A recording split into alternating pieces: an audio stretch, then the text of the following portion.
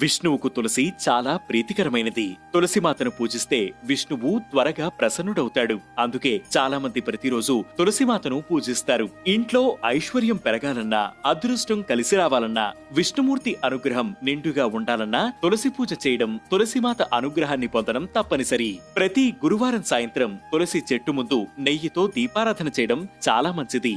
చాలా మంది నెయ్యి దీపాలు వెలిగించిన తర్వాత తులసి చెట్టుకు హారతిచ్చి తులసి చాలీసా పఠిస్తారు. దీంతో ఇంట్లో ఆనందం, ఐశ్వర్యం, సౌభాగ్యం కలుగుతాయని నమ్మకం. తులసి చాలీసా పఠించడం వల్ల లక్ష్మీ కేశవులు అనుగ్రహం లభిస్తుంది.